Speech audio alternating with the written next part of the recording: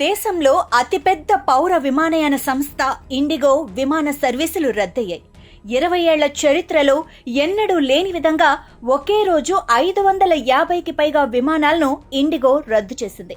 దీనివల్ల దేశవ్యాప్తంగా విమానాశ్రయాల్లో తీవ్ర గందరగోళం నెలకొంది.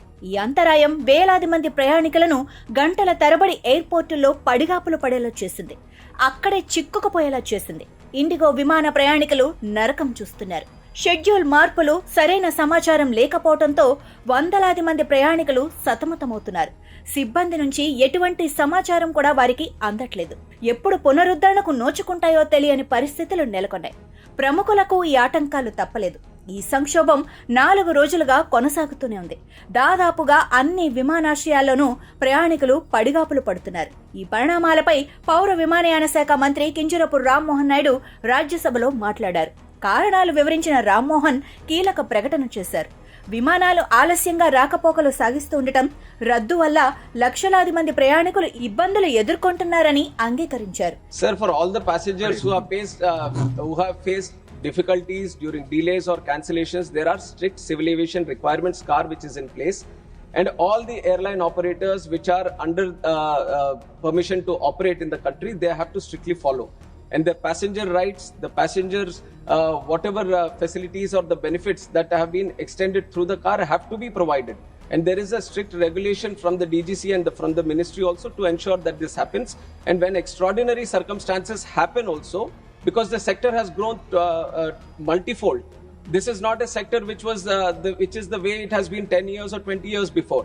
Now it has become so much more inclusive.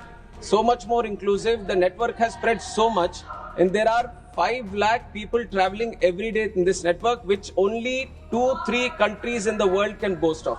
And that is the capacity the country is holding today.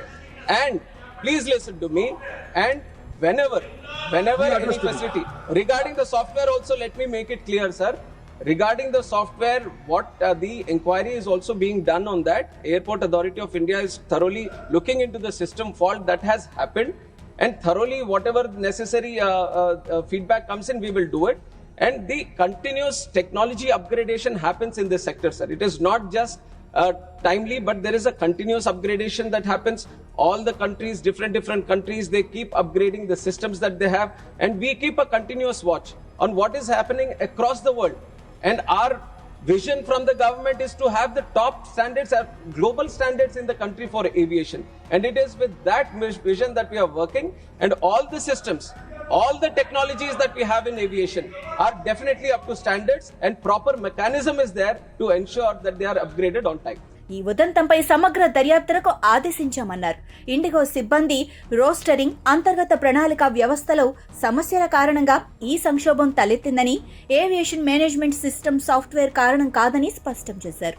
Regulation కు సంబంధించి కఠినమైన పౌర విమానయాన నియమాలు ఇప్పటికే అమల్లో ఉన్నాయని, అన్ని పౌర విమానయాన సంస్థలు కూడా వీటిని తప్పకుండా పాటించాలని రామ్మోహన్ నాయుడు చెప్పారు. సాఫ్ట్వేర్ సమస్యపై విచారణ జరుగుతోందని, ఈ రంగంలో నిరంతరం సాంకేతికతను మెరుగుపరచడానికి తమ వంతు ప్రయత్నాలు సాగిస్తున్నామని అన్నారు. దేశంలో విమానయాన రంగానికి అత్యుత్తమమైన ప్రపంచ స్థాయి ప్రమాణాలను తీసుకురావాలన్నది తమ ఉద్దేశమని వివరించారు. విమానయాన రంగంలో మరింత పోటీ అవసరమని రామ్మోహన్ స్పష్టం చేశారు.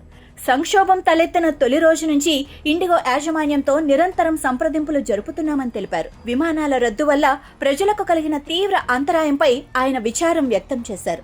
వారికి కలిగిన అసౌకర్యానికి అదనపు ఖర్చు భరించాల్సి రావటం పట్ల చింతిస్తున్నానని అన్నారు. విమానాల రద్దు వల్ల 5.86 లక్షల మంది ప్రయాణికులు ప్రభావితమయ్యారని, వారికి 6 కోట్ల రూపాయలు రీఫండ్ చెల్లించినట్లు వెల్లడించారు.